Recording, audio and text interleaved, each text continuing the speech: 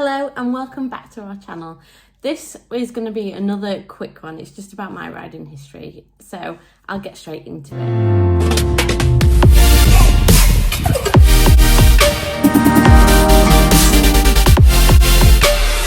I have been really lucky to grow up around animals and to have been around horses a lot of my life.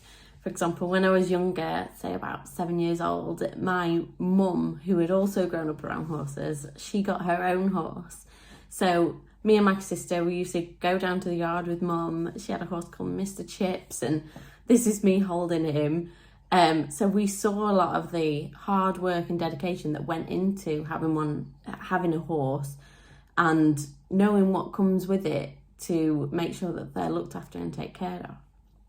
So because we were interested, me in particular, my mum enrolled us in lessons. Firstly, at a riding school called Brockholes, which is now the Yorkshire Wildlife Park in Doncaster, where we started having lessons there, firstly on a lunge line for me, and then moved on to a hacking only place in a place called Cantley, where it was just hacking, and that's how you progressed your riding. And then when we got a little bit more serious, some of you may know Moorhouse Equestrian Centre over here in Doncaster, and that's where we started having proper lessons. I had so much fun there. I had my first jump on a horse called Flair, who was a massive black, I think Irish sports horse. She was wonderful. Did my first course of jumps on a crazy little cob called Zach. He was one that was just so fast. Even though he was small, he must have only been maybe 14 2 hands high. He just flew around the course. Nothing could take you over faster. And then when we started to progress even further, we moved on from there to a place called Darrington. And there I developed even more skills. We used to spend all Saturdays there, making sure that we understood all elements of horse care as well as knowing how to ride them.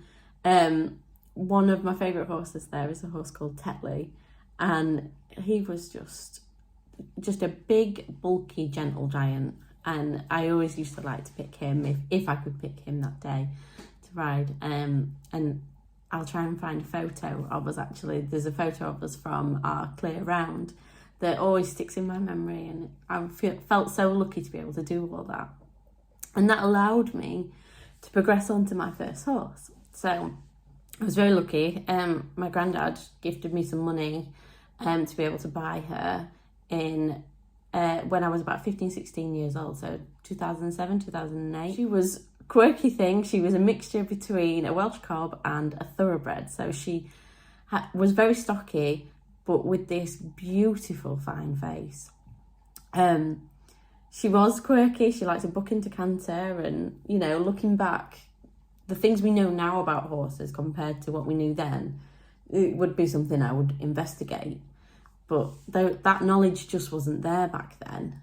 And I'm sure many of you will have these memories too if you have past experiences of horses and you look back and you think, gosh, something must have been wrong. In fact, going back to the riding school, there was a horse at Darrington called Solomon, and it was like accurately named because it was quite devilish. But you look back and now and you just think, well, no, he wasn't moody, was he? He was in pain. I'm glad that the horse world has moved on so much from that. Unfortunately, I had to sell Gem. I was working all hours just to be able to afford her. As you can imagine, as a 16, 17-year-old, working at Primark, I'm sure I got £3.90 an hour, working all my weekend and a late night Thursday alongside sixth form. There was no time left to ride, especially not with a car to drive me there, so relying on lifts from parents and such. It wasn't working. Thankfully, the lady who I sold her to, or the girl at the time that I sold her to, really gelled with her better than I ever did. There's something about personalities with horses, and I believe they were meant to be. I was never meant to have her. This other girl was meant to have her, and she still has her to this day. And Gemini is about 22 now and still looking so strong. So I'm so glad that she ended up with her, because that's where she was meant to be. After that, I had a break for about 4 years. It was during sixth form, during university. And in my second year in uni, I did Camp America, and I went away to Utah and worked as a wrangler and had my 20th birthday over there. So this is me riding a horse called Gus. Excuse the helmet being off, you can see it is in my hand. I only took it off for the photo. It's not something I would do now. They tend not to ride with helmets at all over there, so you can see I was being conservative in their world. But I loved him. He had a very similar personality to what Cash does. He was safe as houses, really chill, nice and big, made you feel safe. I could trust him. And he reminds me a lot of Cash. I had the most wonderful birthday. We managed to go out for a trail ride in the morning, so that was like at 5 a.m. in the morning, that picture. And then on every Wednesday, me and the other anglers, while the kids went swimming, we got to go and have a ride on our own, and this is a photo from one of those rides. So that was in 2012. Fast forward 2 more years of a break from riding. I then loaned a pony called Lady from... There was a woman that had about 15 horses, and she just wanted her exercise, which suited me just fine. So I spent a couple of months riding Lady for her. I had to stop because my life started to change then. I had a 2-year break whilst I was teacher training and becoming a teacher, which is very stressful in the first couple of years. So there was not really any time for anything else.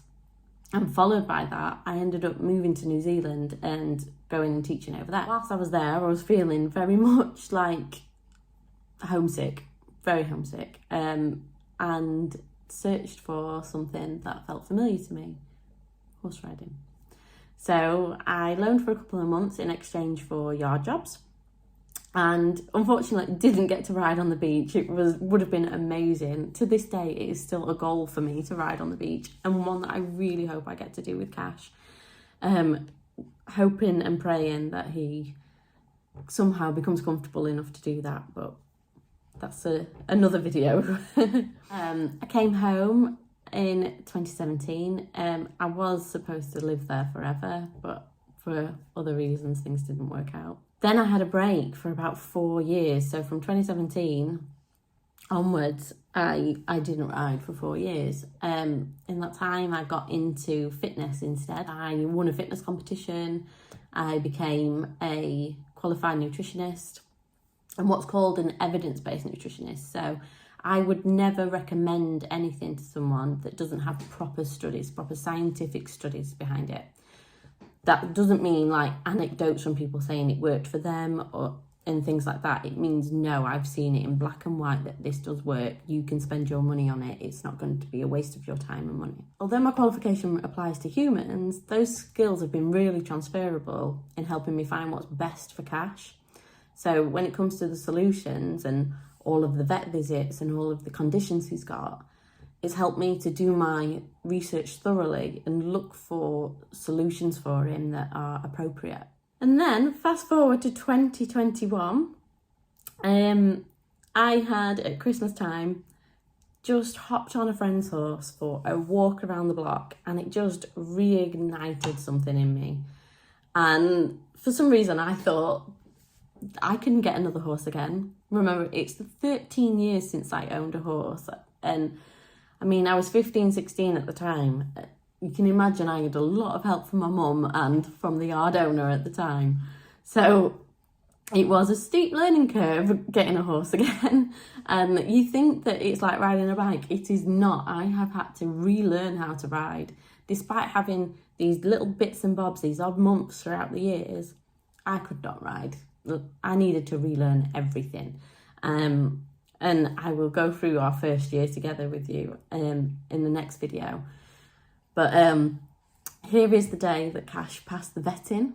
He came home to me in March 2021, and he had his 5th birthday with me just 4 days later. So we got to share that together. Happy birthday to Cash.